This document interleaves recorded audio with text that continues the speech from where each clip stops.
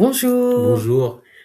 bienvenue au webinaire concernant la formation des moniteurs éducateurs. Donc, on va se présenter dans un premier temps et on vous fera part du déroulement et du contenu de la formation moniteur éducateur. Donc, je vous présente monsieur. Donc Mamadou Dieng, je Oui. suis formateur sur la filière des moniteurs éducateurs sur le site de Montrouge. Donc j'interviens aussi sur le site de Neuilly. Donc mon parcours de formation est du coup essentiellement dans la protection de l'enfance. Donc j'ai commencé par moniteur éducateur en contrat d'apprentissage. Ensuite j'ai fait une VAE éducateur spécialisé. Ensuite j'ai exercé en tant qu'éducateur spécialisé dans différents domaines. Et ensuite j'ai fait le caférisme pour être chef de service. Donc j'ai été chef de service et maintenant je suis formateur sur la filière des moniteurs éducateurs. Et moi, c'est Nathalie Corneli. Donc, je suis adjointe à la direction pédagogique des formations de niveau 3 et 4, donc accompagnant éducatif et social, moniteur éducateur et moniteur d'atelier. Et je coordonne aussi également sur les deux sites Neuilly-Montrouge, la filière des moniteurs éducateurs.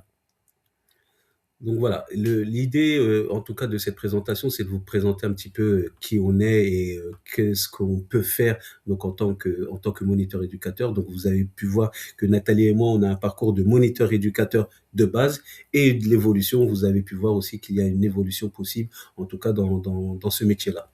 Donc, en tout cas, la formation, elle est dispensée sur nos deux sites. Donc, sur le site de Montrouge et sur le site de Neuilly-sur-Marne.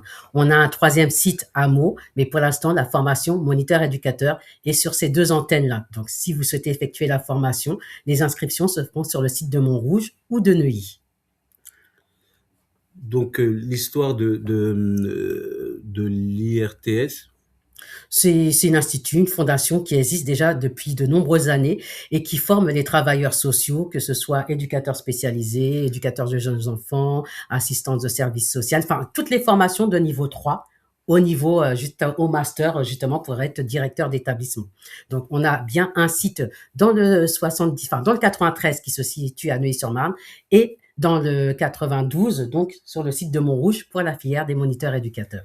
Donc il y a environ 2500 personnes donc qui sont formées chaque année donc par 125 salariés. Donc on est 125 salariés et Des en permanent et formateurs, voilà voilà, des formateurs vacataires, qui un sont des mille professionnels de terrain. voilà, un millier de formateurs de terrain.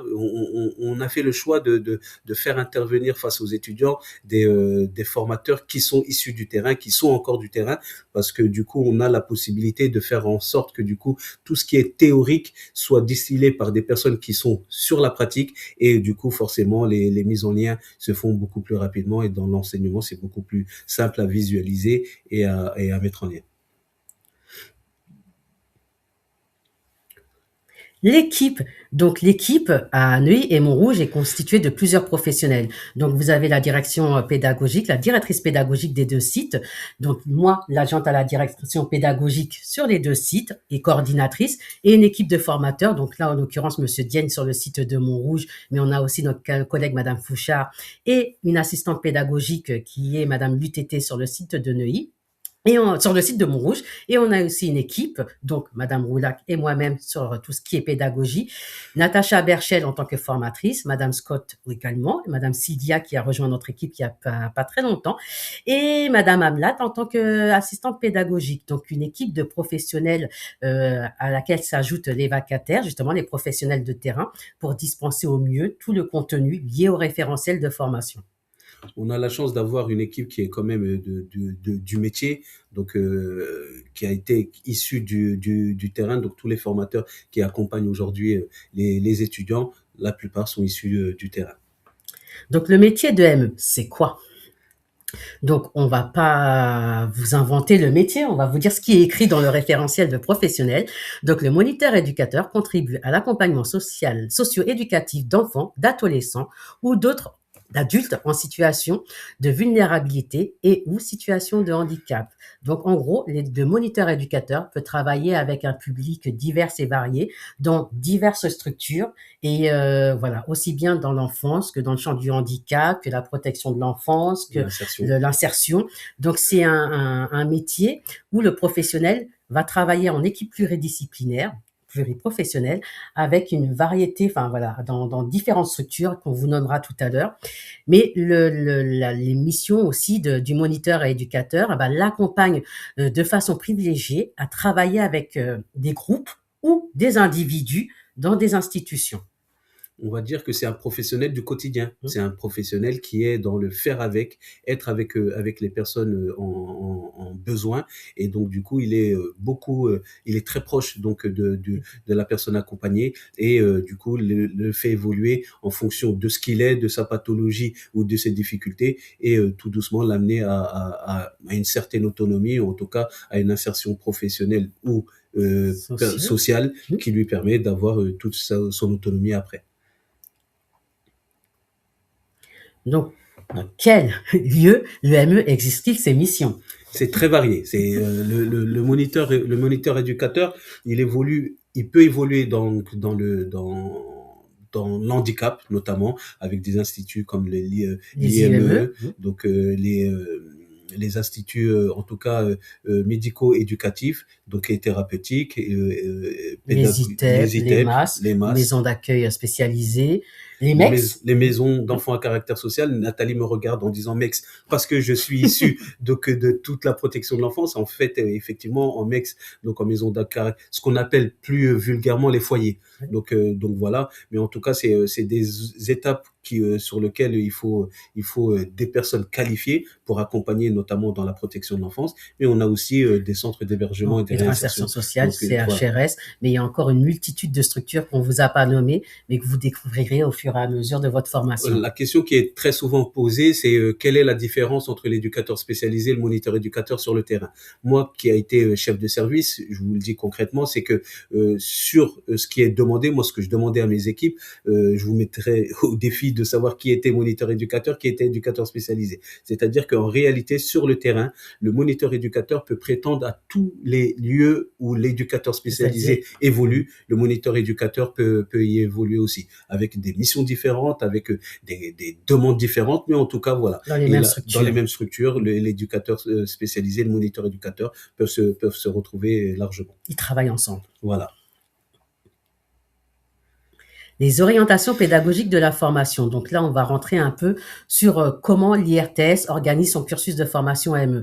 Nous, on part sur la base de l'alternance. On appelle ça l'alternance, même si vous n'êtes pas forcément en contrat d'apprentissage ou en contrat de professionnalisation, mais on appelle ça un peu une alternance parce que vous n'allez pas être à l'école tous les jours. C'est-à-dire que à l'IRTS Neuilly-Montrouge, vous allez être, allez, on va dire 1 à 2 semaines de cours par mois. Le reste du temps, vous allez être sur le terrain, soit en stage, soit chez vos employeurs si vous êtes en contrat d'apprentissage ou contrat de professionnalisation. Donc, on vous a indiqué que l'IRTS Île-de-France Montrouge-Neuilly sur Marne envisage la formation de moniteurs éducateurs comme une inscription dans un processus de changement des représentations permettant aux futurs professionnels d'acquérir des compétences nécessaires à l'exercice de leur métier. Pour pouvoir exercer, il vous faut aussi bien de la théorie que de la pratique. Notre objectif pédagogique est non seulement de permettre aux étudiants d'obtenir un diplôme de moniteur éducateur, mais aussi de rendre possible l'émergence des compétences professionnelles nécessaires au métier. C'est-à-dire que certains, vous allez déjà avoir des compétences ou de l'expérience. On a beaucoup de candidats qui, entrant en formation, ont exercé les missions d'AES avant ou d'autres professions. Donc, vous avez déjà certaines compétences. Donc, on va déconstruire parfois vos représentations, les reconstruire et vous donner des outils, que ce soit en formation, en cours ou sur le terrain, pour pouvoir accompagner au mieux les publics que vous allez encadrer. L'alternance constitue l'élément essentiel de la formation de moniteur éducateur à l'IRTS. Ainsi, notre projet pédagogique prévoit un certain nombre d'outils et de modalités spécifiques qui permettent l'articulation, justement, entre le lieu de stage ou le terrain et les cours pratiques. Ce que j'aime à dire, moi, aux étudiants quand ils arrivent, c'est que, en fait, vous avez 2 volets. Nous, on a 2 missions. On a la première mission, c'est de faire en sorte que, du coup, vous obteniez votre diplôme à l'issue de ces 2 ans. Donc, et je le mettrai peut-être même en secondaire. Nous, vraiment, l'essentiel, c'est vraiment de former des futurs bons professionnels. Et pour ça, il va falloir très vite aller sur le terrain. Et donc, du coup, c'est pour ça que vous allez voir, la rentrée se fait en septembre. Dès octobre, déjà, les étudiants sont déjà sur le terrain. Donc, du coup, c'est pour faire en sorte que, du coup, tout ce qui est théorie théorique soit mise en pratique. Les cours, comment on les a organisés, font que du coup, les cours viennent répondre aux besoins de là où on est l'étudiant. C'est-à-dire que du coup, avant de partir en stage, par exemple, les cours qui vont être distillés, on va avoir des cours sur l'équipe, les différents champs d'action du moniteur éducateur, le travail en équipe, la communication, etc., etc., pour pouvoir en faire en sorte que du coup, l'étudiant soit outillé pour commencer son stage, et au fur et à mesure, on leur ajoute des cours spécifiques par rapport aux différents métiers. Mais voilà, les cours sont vraiment faits en sorte que du coup, c'est qu'il y ait une alternance, même si vous n'êtes pas en contrat d'apprentissage ou en contrat pro. C'est-à-dire que déjà, la formation elle-même est alternante au vu de l'organisation du planning. Ben justement, l'organisation de la formation. On va vous en dire quelques mots. Donc, la formation AME, elle est sur 2 ans, sur une amplitude de 20 mois. Donc, vous avez 950 heures de formation théorique et 1050 heures de formation pratique. Donc, comme vous pouvez le voir, vous êtes plus souvent sur le terrain que en centre de formation. Les horaires à l'IRTS, c'est 9h midi, 13h30, 16h30. Donc, vous êtes sur une amplitude horaire de formation de 30 heures sur la semaine, pas 35. Okay. Oui, on va vous parler aussi des domaines de compétences, des blocs même de compétences avec la nouvelle réforme. Donc maintenant, actuellement, pour la formation ME, on est sur 3 blocs de compétences pour valider le diplôme d'État. Donc le BC1, c'est contribuer à l'accompagnement socio-éducatif dans une logique de parcours. Donc ce bloc de compétences constitue 420 heures de formation. Dans ce bloc de compétences, on va y travailler, notamment on va y apprendre tout ce qui est la relation éducative, c'est-à-dire comment on rentre en lien, comment on travaille avec l'autre, comment on prend l'autre dans sa singularité et dans ce qu'il est et où est-ce qu'il en est. Et donc du coup, c'est tous ces aspects-là de la relation éducative pour pouvoir permettre à ce qu'il y ait un bon accompagnement et dans une logique de parcours. Donc, voilà. Le BCD, c'est contribuer au projet éducatif spécialisé dans une visée inclusive. Donc c'est 380 heures. Et effectivement, dans ce bloc de compétences, quand on parle de relations éducatives dans le BC1, et forcément, il va falloir mettre en place des projets. Et ces projets-là, ça va être aussi dans ce bloc-là où on va contribuer à mettre en place des projets pour permettre à ce que la personne qu'on accompagne puisse, en tout cas, avoir les outils qui lui permettent d'évoluer positivement. Et le BC3, s'inscrire dans un travail d'équipe et partenarial pour assurer la continuité des accompagnements dans une logique de parcours, 150 heures. Effectivement, là-dedans, on va trouver tout ce qui est en lien avec les partenaires, le réseau, parce qu'on ne travaille pas seul. Le moniteur éducateur ne travaille pas seul, a besoin de personnes autour de lui, que ça soit en interne dans une équipe pluridisciplinaire, mais aussi dans des perspectives de recherche de partenariat, de ressources extérieures et savoir aussi dans quel cadre légal il évolue, notamment les lois qui correspondent notamment aux différents domaines d'intervention. Et là, on va avoir beaucoup de droits, c'est-à-dire les lois, à quoi ça correspond, etc.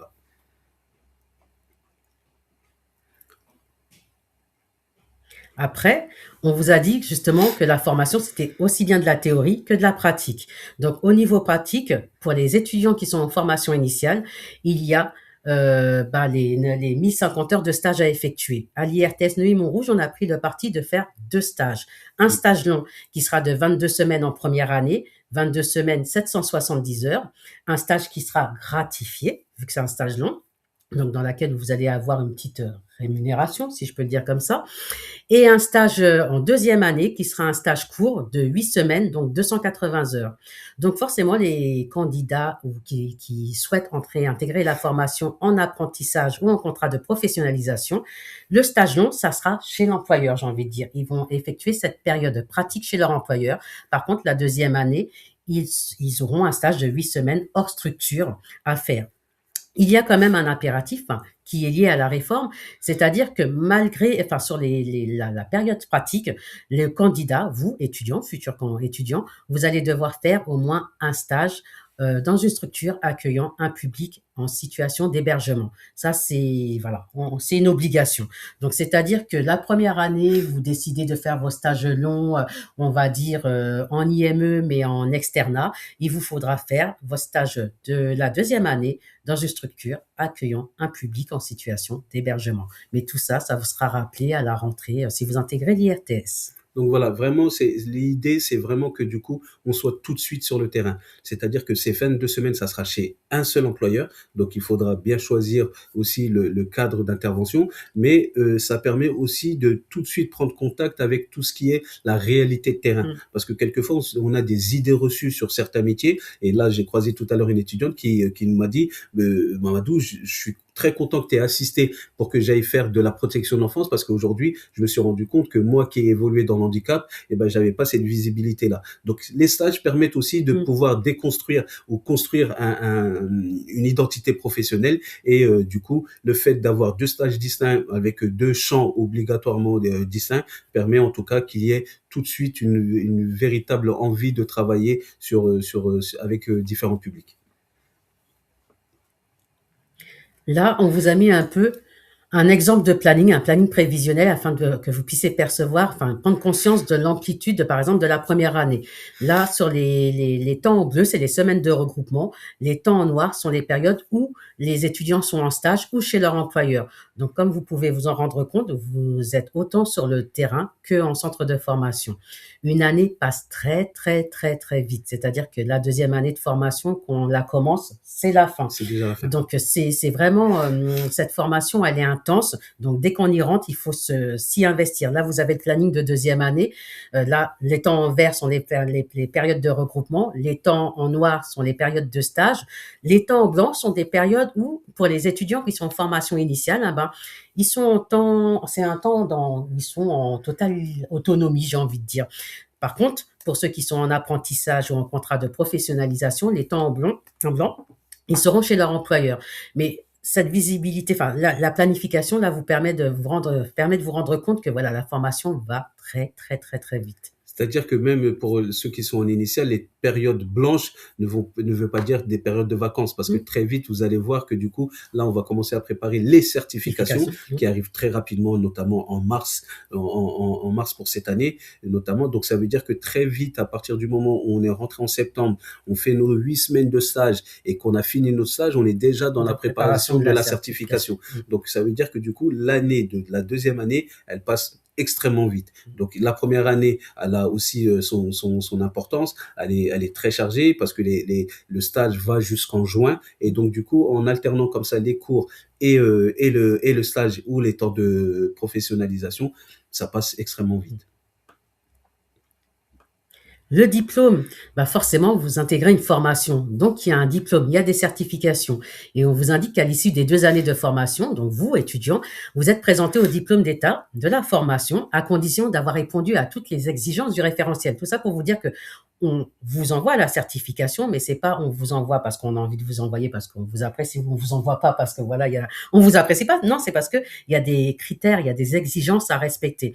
Donc, forcément, c'est de valider les 3 blocs de compétences, mais pour vous présenter aussi, forcément, il y a des conditions. C'est que l'assiduité, c'est d'avoir respecté les règles du stage, c'est-à-dire d'avoir validé vos 1050 heures de formation pratique. Donc voilà, c'est tous ces éléments-là qui font que on vous présente à la certification. Une fois qu'on vous présente, vous allez passer des certifications par bloc de compétences. Donc, on va un peu vous les détailler. Donc, le bloc 1, vous allez devoir réaliser, donc en l'occurrence ici à l'IRTS, c'est la deuxième année, un écrit, un dossier de 8 à 10 pages que vous allez soutenir à l'oral. Et pour valider le bloc 1, il faut avoir la moyenne sur les 2 notes, écrit et oral. Donc pour le bloc 1, ce qui est demandé, c'est de parler un petit peu de son parcours de formation, que ce soit sur l'aspect théorique ou l'aspect pratique, notamment sur les niveaux, les différents stages. Et pendant l'écriture et des 2 dossiers, vous êtes accompagné pas à pas. C'est-à-dire que du coup, il y a des ateliers qui sont faits à chaque regroupement pour pouvoir écrire le dossier de 10 pages et ensuite pouvoir le présenter déjà à l'oral blanc, parce qu'il y a des exercices qui se font, et ensuite à la certification qui se fait chez nous sur le site des différents lieux, soit à Montrouge, soit Neuilly. Donc voilà, et on est certificateur pour le bloc 1. Donc voilà, ce dossier-là, il est fait en même temps, pas à pas, avec des personnes qui vous accompagnent pour pouvoir le réaliser et le rédiger. Après, vous avez le bloc 2. Donc le bloc 2 qui est un dossier également sur la pratique professionnelle, un dossier de 10 à 12 pages, là qui est certifié à la maison des examens, donc au SIEC, à la Arcueil.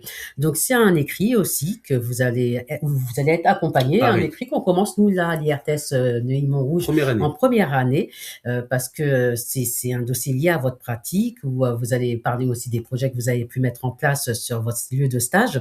Donc là aussi, il y a un écrit, il y a une soutenance à l'oral et pour valider le bloc de compétences, il faut avoir la moyenne sur les deux notes à avoir 10. Plus concrètement, sur le bloc 2, ça va être, vous allez être amené à proposer ou accompagner ou à mettre en place des projets.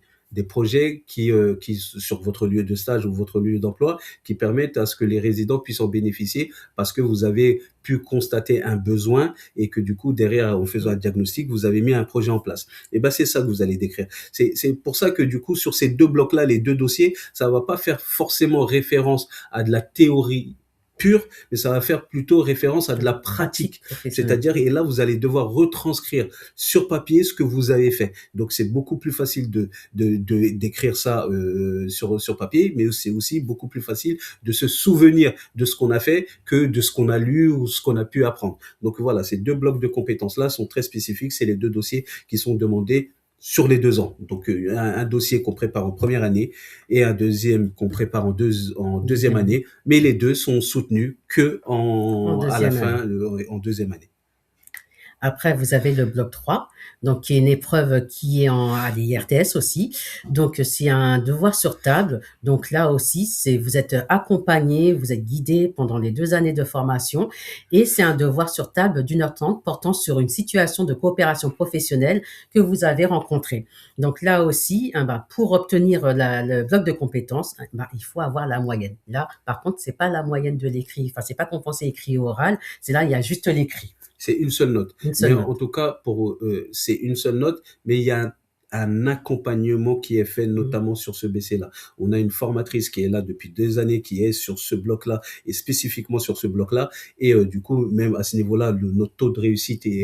est quand même énorme. L'année dernière, je crois, sur le site de Montrouge, on a eu un seul échec. Donc voilà, c'est-à-dire que du coup, les étudiants sont très bien accompagnés et sur cette idée-là, c'est de prendre un sujet et d'écrire et L'émission du l'émission moniteur du moniteur ouais. éducateur, comme on accompagne sur tel ou tel sujet, Mmh. etc., etc. Donc voilà. Donc forcément, pour avoir le diplôme d'État, il faut avoir la moyenne aux 3 blocs. Il faut valider les 3 blocs. Sinon, vous validez que partiellement votre certification et vous avez la possibilité de repasser à un bloc de compétences si toutefois vous ne validez pas les 3. Mais en tout cas, le diplôme d'État vous est attribué que si vous validez les 3 blocs de Voilà, compétences. un bloc ne compense pas un autre bloc. Voilà, c'est des blocs qui sont vraiment différents. Donc, on peut avoir validé 2 blocs et ne pas avoir validé un bloc. Eh ben, on sera juste partiellement diplômé. Il faudra repasser le bloc qu'on a loupé, notamment. Pour le bloc 1 et le bloc 2, pour cette année, après on verra pour l'année prochaine, mais cette année, il y a une Bloc 1, session de 3. rattrapage. Donc 1 et 3. Ouais. 1 et 3, Mmh. pardon. 1 et 3, il y a une session de rattrapage qui est mise en place. Donc, du coup, on va voir pour l'année prochaine, mais en tout cas, voilà, il y a possibilité aussi de rattraper sa note si on a loupé la première session. Un livret de formation, donc forcément, vous allez être pendant 2 ans en formation. Il y a un livret de formation qui sera un peu votre guide. Ce livret de formation est important parce qu'il va vous suivre durant les 2 années de formation dans le sens où les lieux où vous allez effectuer vos stages ou votre maître d'apprentissage, si c'est un contrat d'apprentissage, vont devoir évaluer votre période pratique. C'est-à-dire que va se trouver dans ce livret de formation les comptes rendus de vos lieux de stage, de Les vos tuteurs, appréciations. de voilà, vos appréciations. Il y aura une évaluation du centre de formation parce que pendant les 2 ans, vous allez être accompagné par un référent de formation qui sera aussi votre interlocuteur privilégié puisqu'il va vous suivre pendant les 2 années de formation. Vous allez être dans des groupes de 15 à 20 étudiants Oui, en max, fonction où de. vous allez être accompagné par une personne durant tout votre cursus. Donc, il remplira aussi votre livret de formation. On y intégrera aussi les notes des certifications écoles et ce livret de formation part à la maison des examens. Donc, ce livret de formation est important. On vous présentera à la rentrée, mais il vous suivra pendant les 2 années de formation. Donc concernant les admissions, donc on a pu vous dire que la formation, enfin on l'a dit sans le nommer ouvertement, mais la formation vous pouvez l'intégrer soit en contrat d'apprentissage, soit en contrat de professionnalisation ou soit en formation initiale. Donc si vous êtes intéressé par nos formations, il vous suffit d'aller sur le site internet ou contacter nos collègues du service admission dont on vous a mis les coordonnées. Donc sur le site de Montrouge, c'est Madame Paturo, donc vous avez son numéro de téléphone, et sur le site de Neuilly, c'est Madame Mayo Polonia. Donc, vous avez leur numéro de téléphone. Les admissions ont déjà débuté. Il y a des journées qui sont déjà, où il y a déjà Il y a des des candidats candidats, aujourd'hui. voilà, aujourd'hui. À savoir que les candidats qui ont déjà signé un contrat d'apprentissage ou un contrat de professionnalisation sont admis de droit. Donc, ça veut dire que leur entrée est Voilà. actée. Donc, si vous avez des questions par rapport aux modalités d'admission, n'hésitez pas à contacter nos collègues dont les numéros sont affichés sur l'écran. Donc maintenant, bah, si vous avez des questions, on va y répondre.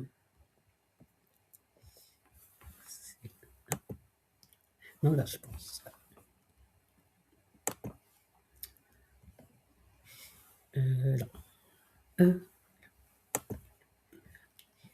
Alors.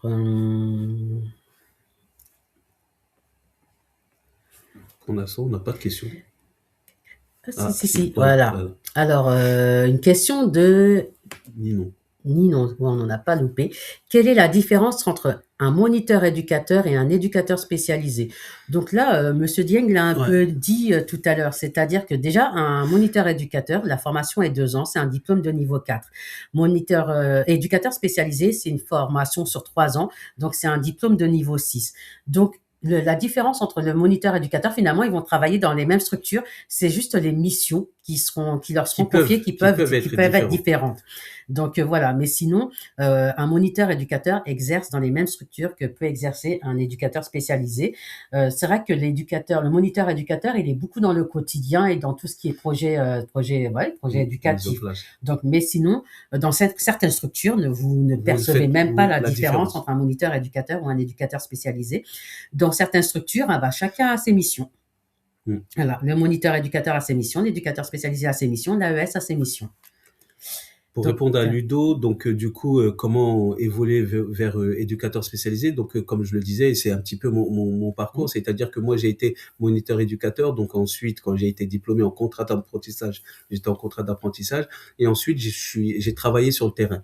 Et quand je suis arrivé sur des postes où les missions d'éducateur spécialisé me permettaient de prétendre à ce diplôme-là, et ben ce que j'ai fait, c'est que j'ai fait une VAE, donc une VAE qui a permis en tout cas que je mette par écrit mes compétences et surtout qu'est-ce que j'ai pu mettre en place en tant qu'éducateur spécialisé, même si j'étais que moniteur éducateur. Et ensuite, par la VAE, je suis devenu éducateur spécialisé. Donc voilà un petit peu le chemin qu'on peut faire pour pouvoir être éducateur spécialisé ou sinon retourner à l'école. Mais là, c'est retourner au point de départ, c'est-à-dire reprendre 3 ans d'école pour pouvoir être diplômé éducateur spécialisé.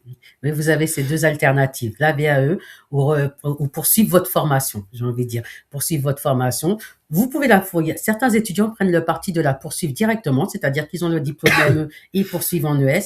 Des candidats, on a des anciens étudiants qui ont pris le parti d'avoir ME, de découvrir un peu plus le terrain et de revenir 1 ou 2 ans après. Et d'autres candidats, d'autres étudiants qui ont eu leur diplôme, par exemple, l'année dernière, qui s'inscrivent pour la VAE. Donc, vous avez, plusieurs possibilités pour pouvoir évoluer. Il y a Ninon qui dit, faut-il avoir le bac? Non. Pour entrer en formation moniteur éducateur, il n'y a pas besoin de bac. Donc, c'est pas une inscription sur Parcoursup déjà, c'est une inscription directement sur le site via l'admission et du coup c'est un niveau bac déjà le moniteur éducateur, donc c'est un niveau bac et du coup ça ne donne c'est vraiment pas forcément. On a même des reconversions professionnelles où on a des personnes qui ont des masters qui reviennent faire la formation de moniteur éducateur. Donc non, il ne faut pas le bac. Et du coup, je continue un petit peu sur le salaire. Donc le salaire, c'est tout est relatif en fonction des conventions collectives, des lieux où vous intervenez, si vous faites de l'internat ou vous faites de l'externat. Donc, il faut se dire que déjà, le moniteur éducateur part sur un salaire du SMIC déjà bien établi, et ensuite en fonction des négociations, de ce qui peut être négocié, etc. La différence de salaire, parce que je pense que du coup il y a aussi ça, la différence de salaire entre le moniteur éducateur et l'éducateur spécialisé, à la voisine peut-être les 300 euros, entre 300 et 400 Oui, euros et ça brut dépend aussi net, encore la et convention. voilà, et ça dépend Mhm. aussi de la convention. Donc voilà, mais je pense que du coup on fait pas ce métier-là pour le salaire, bien évidemment. Mais bon, mais Vous c'est important. Donc, il y a une question de Myriam qui dit bonjour. Pendant les 2 ans, les vacances scolaires se déroulent comment, s'il vous plaît? Ah ben, là, sur la planification, sur la première année, concrètement, pendant les vacances scolaires, les temps de vacances sont dédiés à soit du stage, soit des cours.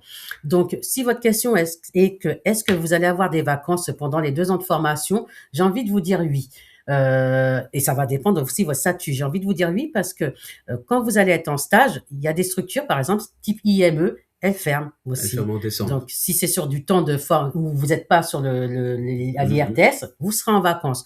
Mais il y a aussi juillet, août. Si vous êtes en formation initiale, que vous avez débuté vos stages à la date initiale, théoriquement, vos stages, ils se terminent à la première année. Donc, vous avez même juillet et août en vacances. Tout va dépendre de votre situation. Mais concrètement, théoriquement, tous les étudiants ont des vacances à l'IRTS, soit sur le mois de juillet, soit sur le mois d'août, soit juillet-août, soit Sur sur décembre. voilà, soit sur les périodes de fermeture des structures où ils sont salariés ou où ils sont en stage en décembre ou en février ou parfois en avril. Donc oui, il y a des périodes de stage. Donc là, il n'y a plus de questions. Dans tout cas, si vous avez des questions liées à la formation, faut pas hésiter à appeler les personnes concernées, donc liées à l'admission. Sur notre site internet, vous avez aussi les coordonnées du service financement Mm. pour tous ceux qui ont des questions liées aux bourses, liées à comment élaborer, voilà, comment, si je vais rentrer en contrat de professionnalisation, quelle démarche je peux faire. Donc, vous avez des personnes qui sont à votre écoute et qui peuvent répondre à vos questions. Il faut pas hésiter d'aller voilà, pas hésiter à aller sur notre site. Il y a aussi le 29 janvier une journée en immersion. Donc, si toutefois vous êtes intéressé à venir voir comment on fonctionne, à participer à un cours, n'hésitez pas à vous inscrire. Il y a le lien C'est à nos gratuit. journées d'immersion. On sera heureux de vous accueillir et de vous présenter les étudiants et de vous faire participer à une journée de cours. Donc, en tout cas, on vous dit merci d'avoir Merci pour votre participé attention. à cette journée et on espère vous voir très prochainement à l'IRTS et surtout, n'hésitez pas si vous avez des questions à formuler. On vous dit à bientôt. Merci, Au merci, au revoir. revoir, au revoir.